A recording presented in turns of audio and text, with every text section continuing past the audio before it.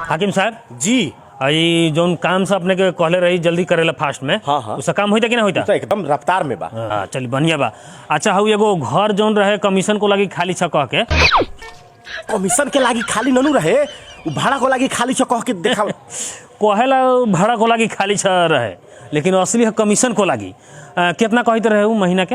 उ कहते रहे 20,000। 20,000। हाँ। ठीक है बा, हमने 20,000 पास कर जाए। हाँ। अब बाकी ओकरा से हमनी बतवा ले हो जाए कैसन?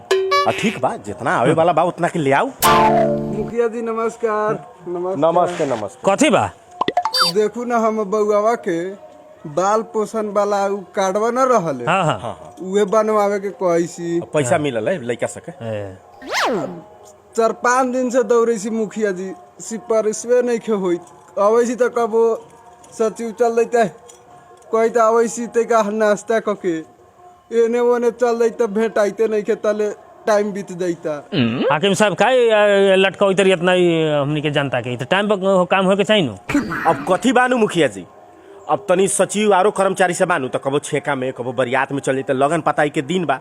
अपन सचिवा बानू उ सुकीर्ति विदा में चल गेल बा। सुतकेरी विदा? हाँ, बच्चा होखले ना कौन एकरा के हाकिम बना देलक हो? सुतकेरी स्वीकृति कहा गेल, सुतकेरी विदा में चल गेल बा। हाँ। अब कथी कल जाओ तका दिक्कत तो लोग के होबे करी। आज है कि ना कोनो कर्मचारी साहब? ननू है चल गेलै सब तका लेट हो सबेरिए चल गेलै, ओकरा बरिया जाय कर लई है। तब बिहाने कर दू। अब बिहान त विदा बा, सरकारी विदा। बिहान विदा बा? हाँ परसों कर दू तो। अब परसों त शनिचरे ने ऊपर गेल बा। हाँ परसों शनिचर बा।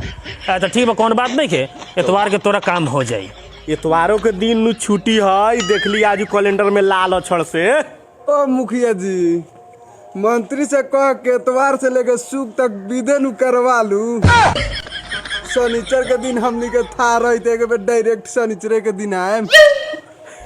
एकरा कहे के मतलब माने इतना विदा से अच्छा बाकी एक दिन कोनो शनिचर के खाली काम हो को हाँ। गारंटी रही। अब बाकी दिन तो कबो कथी दो विदा तो कबो कथी दो विदा तो कबो कथी दो विदा होखले। सारा गलती तो हमनी के मंत्री विदे में पास करे में। लोग ही कहो ना, अब हमनी कथी करू? अब ऊपर से वैसने वाले तो हमनी का करू?